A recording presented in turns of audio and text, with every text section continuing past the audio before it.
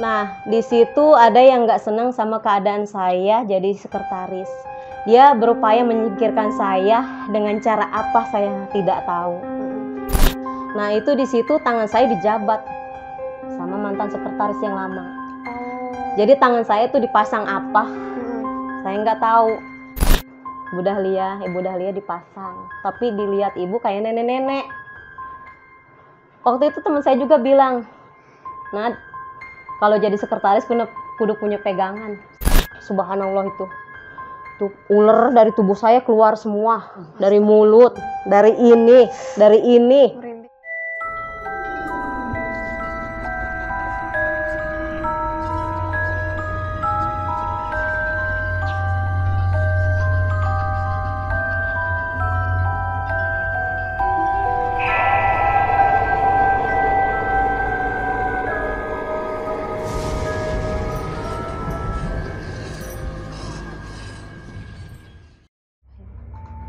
Assalamualaikum warahmatullahi wabarakatuh. Selamat malam buat teman-teman semuanya. Terima kasih banyak buat teman-teman yang sudah mengklik video saya.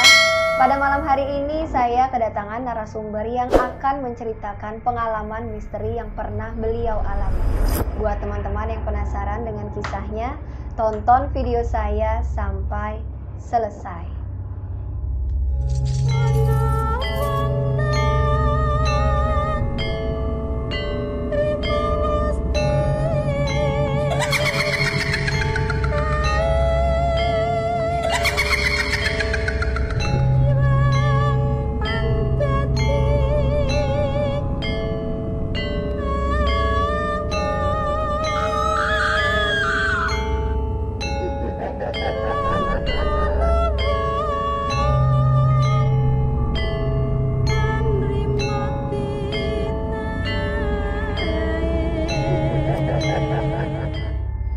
Nah, jadi teman-teman, pada malam hari ini saya kembali kedatangan narasumber yang akan menceritakan pengalaman misterinya.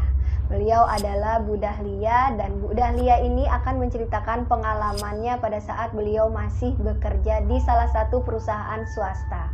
Mari kita sapa aja Bu Dahlianya. Assalamualaikum warahmatullahi wabarakatuh, Bu Dahlia. Waalaikumsalam warahmatullahi wabarakatuh. Gimana kabarnya Bu? Sehat Bu? Alhamdulillah baik, Ya. Bu. Makasih banyak nih udah datang ke sini dan mau berbagi cerita buat teman-teman semuanya. Nih, Ibu mau cerita apa nih Bu? Waktu itu saya kerja di CV ya. Di CV entah kenapa jadi milik rezeki saya diangkat sebagai sekretaris. Wah, jadi ceritanya menarik banget nih, saya udah dengerin sebagian dan mari kita dengarkan ceritanya lebih lengkapnya. Silakan Bu Dahlia. Iya, jadi pada waktu pertama itu saya bekerja sebagai karyawan biasa di pabrik. Nah, entah beberapa lama kemudian berdasarkan kejujuran ya itu mungkin milik rezeki saya, Allah ngasih saya itu sebagai sekretaris. Saya disuruh ngitung gaji di situ, disuruh ngitung gaji, terus disuruh ke bank, disuruh bayar mobil. Nah, itu saya belajar dari pertama itu, ya insya Allah saya bisa. Nah, dari hari ke hari kemungkinan sama-sama karyawan enggak senang dengan keadaan saya sebagai sekretaris, jadi karyawan biasa dari sekretaris. Sekarang jadi sekretaris kan alhamdulillah gajinya dapat uang kantor, uang semuanya, pokoknya uang intensif ada semua. Tapi saya nggak pernah yang namanya memanfaatkan bos baik sama kita. Waktunya saya minjem, waktunya saya minta. Nggak pernah saya bos ini saya nggak memanfaatkan situasi karena kita dipercaya sama bos. Emang waktu itu kebetulan saya nggak punya ijazah, nggak punya lulusan apa-apa. Saya cuma ngandelin modal kejujuran kerja di pabrik itu. Kebetulan banyak saingan juga, banyak yang nggak suka juga. Saya kerja di pabrik. Waktu itu umur saya berapa? Alhamdulillah saya jadi sekretaris sampai mencapai 2 tahun. Nah, di situ ada yang nggak senang sama keadaan saya jadi sekretaris. Dia berupaya menyingkirkan saya dengan cara apa saya tidak tahu. Saya kan kalau Senin Kamis saya puasa. Kebetulan itu kita lagi nggak puasa, ya namanya perempuan kan. Kemungkinan kita lagi adem lah bahasanya. Nah, itu di situ tangan saya dijabat sama mantan sekretaris yang lama. Jadi tangan saya tuh dipasang apa? Mm-mm. Saya nggak tahu. Jadi seolah-olah tuh badan saya dikejar bau. Padahal saya udah pakai minyak wangi. Kalau ke bank pakai minyak wangi, masih dibilang, lu bau amat sih dah. Saya bingung, bau apa? Kita ibaratnya udah pakai minyak wangi, bau amis dibilang, bau perengus. Coba, kan bukan etika manusia. Iya. Iya. Nah malamnya saya pulang. Saya sebelum ini kan masih kotor kita ya, belum ngaji. Anak saya yang kelas 4 namanya Nadia, Mm-mm. masih yang pertama itu. Dia duduk di saya lagi istirahat begini. Dia bangun kaget ngeliat di tembok ada setan merah, kata dia. Matanya gede, merah di tembok gede, kata dia. Saya bilang, ya Allah, apa sih kak? Itu bu, dia manggil saya ibu. Bu, itu bu, di tembok ada gede banget, rambutnya panjang, matanya merah. Dulu saya merinding. Iya, ya. Anak kelas 4 SD ya berarti. Iya. Dia nggak bisa bohong dong. Pasti Nggak bisa beneran. bohong. Iya. Iya, nggak bisa bohong. Mm-mm. Terus keesokan harinya saya kerja. Itu bos tiap hari bukan baik sama saya. Kayak makin lama makin benci. Mana ada yang suka sih lihat nenek-nenek? Oh jadi, maaf nih bu, saya potong. Jadi orang lihat Bu Dahlia itu kayak ngeliat nenek-nenek. Iya. Akhirnya dibilang gini, lu tua amat sih dah, gitu kan? Tua. Umur gua kan baru 20 berapa, begitu saya. Iya kayaknya sekarang dilihatin lu gitu amat, karena bukan kewajaran. Nah saya diajak sama temen yang ngerti orang bisa lah, ustadz gitu ya. Dia bilang, ustadz itu bilang ke saya, Ibu Dahlia dipasang, tapi dilihat ibu kayak nenek-nenek. Waktu itu teman saya juga bilang, Nad, kalau jadi sekretaris kudu punya pegangan. Saya bilang, pegangan saya stang motor. Iya, saya bilang gitu kan, pegangan saya stang motor. Saya gitu kan, saya kan nggak percaya gituan. Waktu itu kan, saya nggak percaya. Ibarat ya, ternyata saya alamin sendiri seperti ini. Saya juga bingung kenapa orang nggak senang sama keadaan saya. Mungkin karena saya nggak punya lulusan, cuman modal kejujuran. Dia nggak mau. Terus di situ juga yang nggak senang sama saya ada supir ini ya, yang supir ngangkut barang. Di situ kalau setiap saya bikinin surat jalan selalu dirobek, dibuang sama dia. Sakit hati kan? Iya. Tapi bos masih care ke kita. Udah Lia, nggak apa-apa.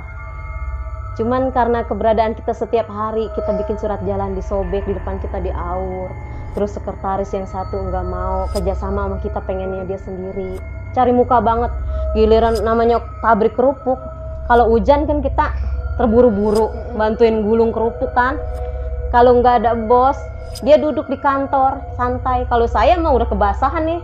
Ibarat kata kalau bahasa orang kampung tuh udah kepelanting-pelanting. Iya. Iya kan? Udah terburu-buru. Itu saya belain yang lain. Nolongin gitu ya. Iya, kerjasama. Nah, giliran bos datang, dia terbirit-birit lagi, bantuin. Saya bilang, tadi lu diem baik di kantor. Saya nggak tahu ada bos di belakang. Giliran udah begini baru, oh pantesan, ada bos. Kayak gitu. Saya udah pada basah, nggak bawa baju salinan. Itu bos sudah mulai nggak care. Udah mulai lain sama saya. Dari hari ke hari kayaknya kita nggak nyaman ya. Besoknya saya mimpi bos tuh sukmanya masuk ke dalam tanah kerangkeng. Jadi yang baiknya itu ada di dalam tanah. Nah jiwanya dia ini bukan dia. Itu dalam mimpi tuh? Dalam mimpi. Saya gini, bos keluar bos. Nggak bisa lah Lia, ini saya udah kekunci. Bos keluar bos. Kayak di kerangkeng begitu. Kita juga aneh, saya kaget tuh bangun. Astagfirullahaladzim, mimpi apa ini? Itu besoknya bos ngeliat saya kayak ngeliat kotoran. Nggak mau nengok. Bener-bener benci berubahnya sampai drastis banget. Sumpah kata saya, astagfirullahaladzim. Makanya saya sampai sekarang mungkin udah hilang ya dia. Masih ibaratnya, dia juga aneh. Nomor HP-nya masih ingat, nomor PIN-nya masih ingat. Semuanya masih ingat saya. Kalau saya mau jahat, tapi saya kan nggak mau. Saya bilang gini aja, ya semoga nanti Allah yang balas semua. Kita kan niatnya baik. betul. Di malam keberapa harinya jabatan saya diturunin. Secepat itu? Iya, drastis kan?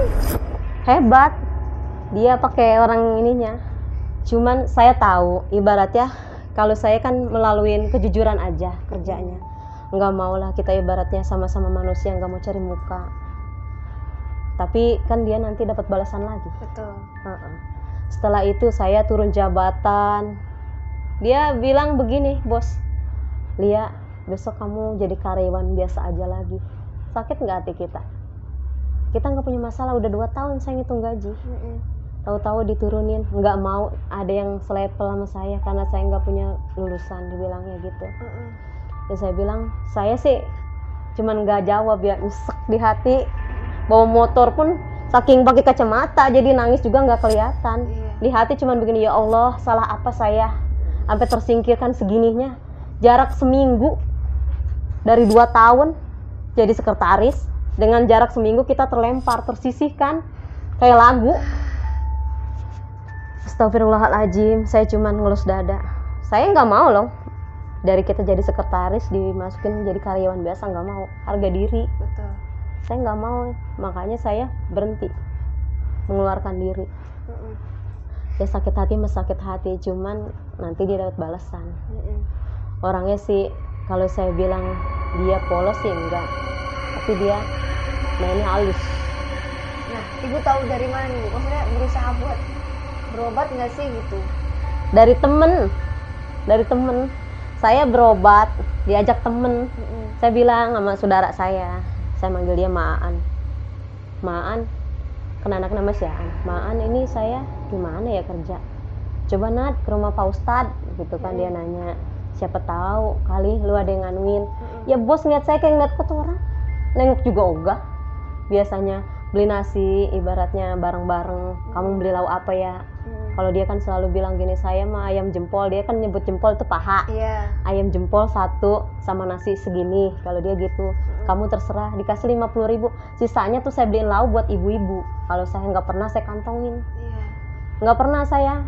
Ibaratnya kita kan sama-sama karyawan di situ. Saya dasarnya dari bawah dulu kan, jadi saya nggak mau membedakan status saya walaupun saya jadi sekretaris, tetap sama.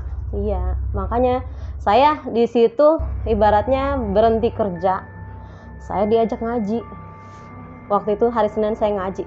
Nah itu Ustadz ngeliat saya lain, diliatin itu. Saya kan kita malu ya. Kita aneh kan, diliatin ke atas ke bawah ke atas ke bawah. Saya bilang, Pak, kenapa sih? Mungkin dia ngeliat sesuatu di diri saya dipasang. Yang itu, yang dipasang seperti nenek-nenek itu. Yang lain mah cuman dioles-olesin, kenapa saya disuruh minum air itu? Saya disuruh minum air itu, saya minum. Pak, kenapa sih saya disuruh minum sendiri? Sedangkan yang lain cuma dioles-olesin keluar pasir. Itu air dari dia, diolesin keluar pasir. Kenapa keluar pasir Pak Ustadz? Saya gituin kan, digituin. Ya begini, Bu, Ibu, kalau keluar pasir namanya ibu-ibu kan suka nyambel. Tuh ulekannya itu kan pasir. Nah, di tubuh kita itu bersarang pasir, kata dia gitu. Oh gitu. Ini kenapa saya disuruh minum sendiri? Saya gituin. Minyak rukiah dia. Nanti pulang minum ini beli kelapa hijau ya, tapi buang di jalanan habis diminum. Saya laksanain. Saya beli kelapa hijau, saya buang di jalanan. Malamnya saya ngimpi. Aneh, subhanallah itu. Tuh ular dari tubuh saya keluar semua. Ula ya, kalau bahasa orang Betawi itu ula. Tapi kalau orang ini kan ular. Ular hijau hitam dari mulut, dari ini. Merinding saya. Ini bulu saya juga merinding, nyeritain. Dari kuping, dari mulut, sampai kerasa dari mulut, sampai kerasa saya ngeluarin. Astagfirullahaladzim. Itu kayak nyata ya Bu ya mimpinya ya? Itu mungkin penyakit yang dikirim itu keluar dari tubuh saya. Itu mungkin beneran, tapi gue ngerasa mimpi gitu kali ya. Bulu saya merinding semua. Soalnya emang saya ngalamin, ibaratnya saya juga bingung. Saya teriak-teriak, suami, ya namanya kita tidur ya, astagfirullahaladzim, orang ular dari mulut. Itu betot keluarnya ini, itu tiba-tiba keluar semua. Dari sini, dari kuping, dari mulut, yang kerasa dari mulut. Berarti dari mulut, berarti saya dikasih minum waktu itu. Telan nama saya. Tuh. Nah itu dah, semua penyakitnya itu dah mulai pada pergi dah semua. Nah mulai itu saya rajin sholat malam. Jadi dari impian itu kita belajar istiqomah, membersihkan diri. Jadi saya bukan apa, ibaratnya sekarang kita menjaga diri aja, lebih mendekatkan diri sama yang kuasa. Itu kelelahan kelalaian kita sebagai manusia juga dicoba di situ. Di saat kita lemah, di saat kita lagi ibaratnya lagi dingin ya, kalau ibarat bahasa orang ini. Nah di situ saya belajar istiqomah pada Allah, makanya saya sering baca Quran. Baca Quran, tapi di balik kita ngaji itu ada sesuatu yang datang. Saya juga nggak tahu sesuatu yang datang itu. Saya ngimpi itu dari Gunung Tujuh, dari Gunung Kelut, dari Gunung Banten. Bentuknya keris. Cuman saya takut, katanya kalau diambil jadinya ula. Jadi ular lagi. Iya, saya kan nggak mau. Itu di bawah, di kamar tidur saya tuh sering kalau kita bangun sholat malam kan, sebelum ini kan kita matiin ya lampu. Nah sebelum itu kan kita mau sholat kita hidupin. Jadi sebelum saya hidupin saya kan duduk dulu di tempat tidur. Tuh di tempat tidur kita duduk tuh di belakang pintu, di bawah itu ada yang aneh. Tapi yang anehnya cuma saya aja yang ngeliat. Suami tuh nggak bisa ngeliat. Ada bentuk kayak golek. Golek itu apa tuh, Bu? Golek itu kayak wayang golek. Yang di sini pakai mahkota. Iya. Pakai mahkota, di sini kayak kerajaan. Terus sama macan di tembok, sama orang gede hitam pakai topi. Kalau saya jalanin terus sampai sebulan, katanya ada yang mau datang, kan kita takut. Saya berhenti sholatnya.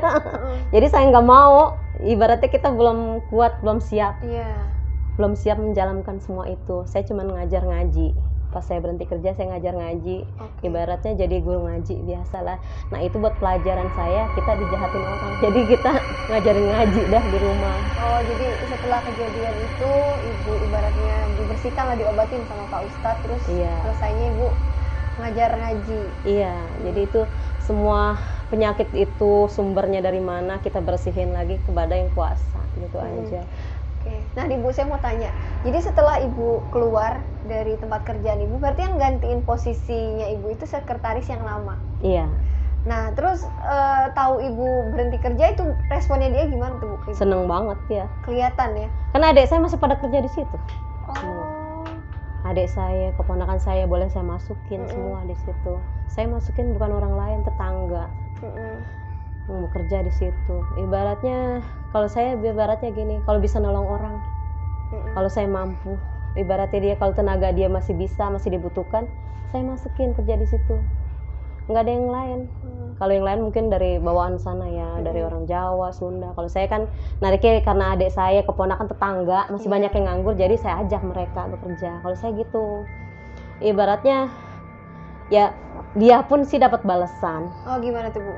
Jadi gini, ibaratnya ya dia yang berbuat kan dia yang bertanggung jawab. Betul.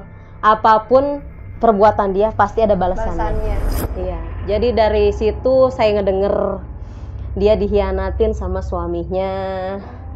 Ya karena mungkin dia bos saya dikejar suka sama dia nggak seneng saya kerja deket sama bos. Kalau saya kan antara karyawan sama bos aja ya. Nggak ada yang lain. Nggak ada. Bos pun suka ngeledekin. Lah Lia lu kalau kesolan cantik lah. Iyalah bos, kalau gue jelek laki gue mana mau. Tuh kalau saya begitu. Kalau saya berani nyautin karena kerja dari masih kecil sama dia. Cuman kalau merasa gini saya merasa tersisihkan, mendingan kita mundur. Tapi mundur dengan cara baik-baik. Kalau saya mau kerja sekarang bisa. Kemarin dia nawarin kerja. Mau kerja lagi. Wah ini piro bos. Sekarang saya udah bisa ngerias. Engkau mau nyari apa sama saya ada semua. Gudang, tanah, ada semua. Wah, hebat dong. Alhamdulillah. Berarti saya kan di situ mungkin pelajaran saya di situ. Jadi saya keluar dari situ juga buat lebih baik lagi. Betul. Lebih mendekatkan diri lagi sama yang kuasa. Nah, balik lagi nih Bu tadi yang sama sekretaris yang lama, gimana tuh Bu kelanjutannya? Oh, kalau dia sih ibaratnya sama saya udah masing-masing ya, udah nggak ada kabar. Cuma saya dapat kabar burung aja seperti itu. Ibaratnya ya dia yang nanam pasti dia yang metik lah. Betul. Iya. Ibaratnya dia yang beli, dia yang makan. Gitu aja.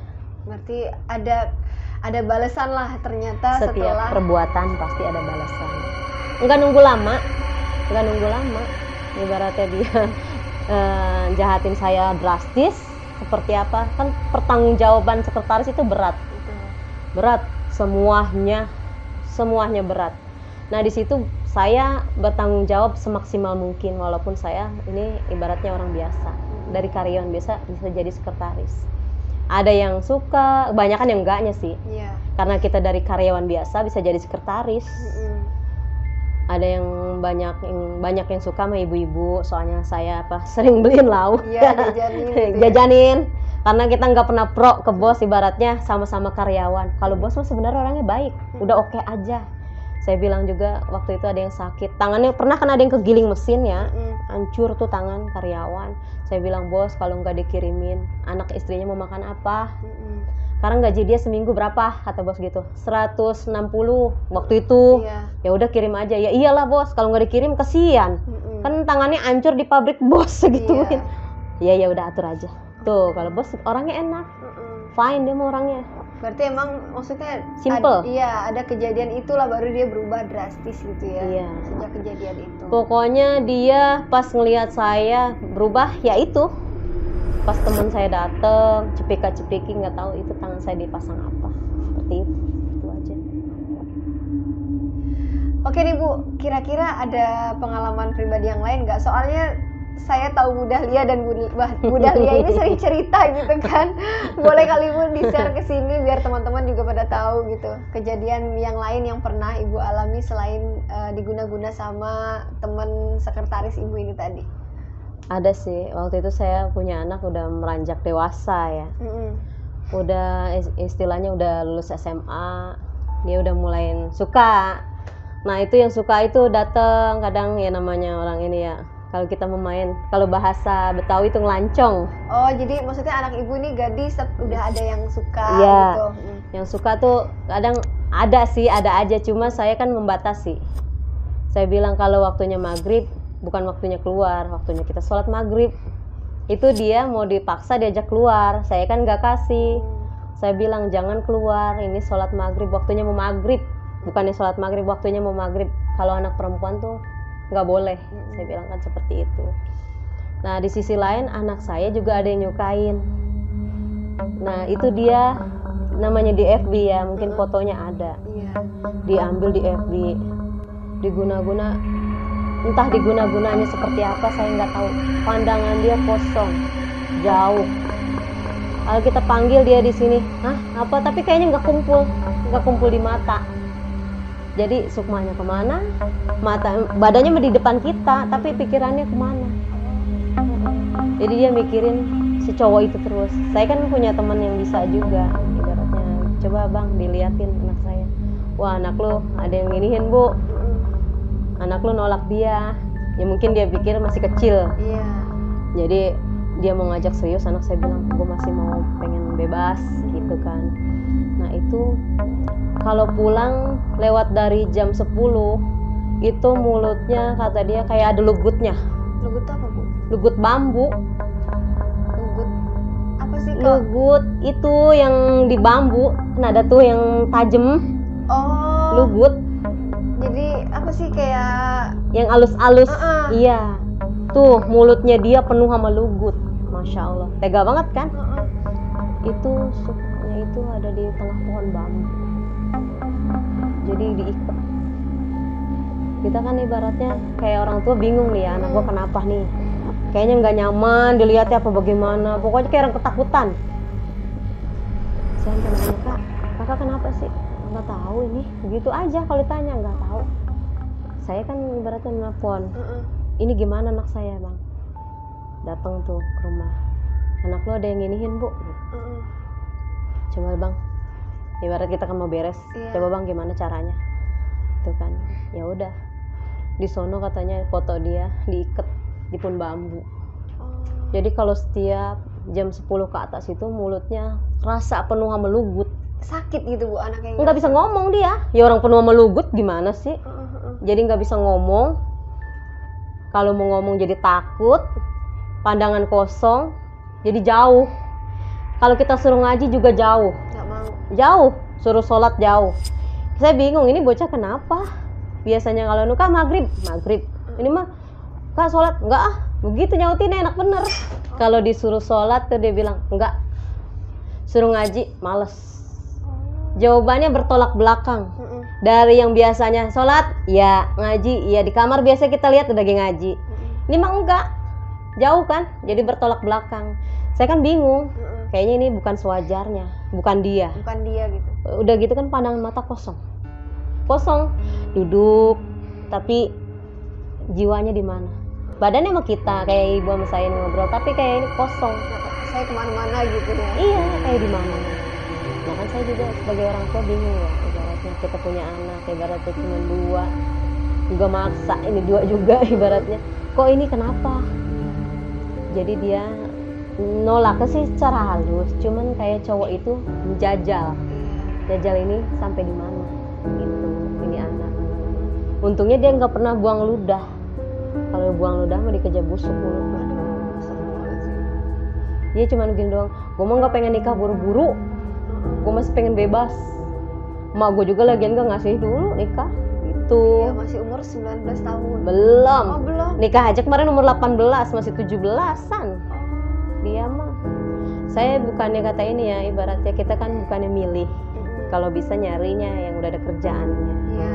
Ibaratnya yang bertanggung jawab lah buat ke depan dia. Kalau bisa yang ada rumah tangganya. Namanya orang tua bukannya matre ya. Iya. Ibaratnya kan buat masa depan dia lah terjamin. Betul. Iya. Kayak saya juga kan ibaratnya almarhum bapak saya. Kalau nanya, kalau ngelancong nih, dari mana ya? Ibaratnya, itu siapa? Begitu kan, namanya orang tua kan nyari yang terbaik. Betul. Nggak mungkin orang tua tuh ngusrukin anaknya. Ibaratnya walaupun bagaimanapun anak gua kalau bisa nyari yang lebih baik dari gua. Betul. Karena Ibaratnya dia, sama kita aja dia hidupnya tercukupi. Masa iya. nanti kalau nikah dia mau susah. Makanya gitu kan. kalau minta apa nggak hitung pakai hitungan hari. Bu, beli sepatu yang model apa dulu tuh, yang model dia apa kalau mereka gini, beli sepatu di HP dia cari, nih bu yang model gini, ayo bu ke ATM, enak banget kan? Iya, kita kan nyari tuh, kita belain buat anak. Terus minta laptop, HP waktu itu pernah dihipnotis, hilang, dikirain itu maling kali mah BlackBerry, padahal mah HP apa tuh yang waktu itu yang Deddy Corbuzier, yang Cina gitu ya. Iya, HP-nya, cuman kan model belakangnya kayak BlackBerry ya. Itu diambil sama maling. Nah, itu Bu berapa lama tuh Bu proses maksudnya anak Ibu kayak gitu? Kayaknya kalau kita hitung-hitung sebulan ada sih. Sebulan ada ya? Sebulan ada, cuman kan kita perhatiin ini makin lama kok kayaknya makin jauh. Jauh. Makin aneh gitu. Makin aneh. Pulang kayaknya banyak bengongnya. Biasanya paling ceria. Biasanya dia paling ceria. Bu, ada makanan apa bu? Masak apa? Gitu kan biasanya. Ini mah enggak. Duduk, diem, banyakan bengong. Karena jiwa dia nggak ada di badan dia. Terus kosong. Cara ngobatinnya gimana tuh bu? Ya cara ngobatinnya saya sih ibaratnya manggil temen. Yang ibaratnya yang ada ininya lah, dia paham. Dia bilang katanya anak ibu di sukmanya diikat di tengah pun bambu. Ya pantesan dia kalau jam 10 ke atas mulutnya kayak ada lugutnya.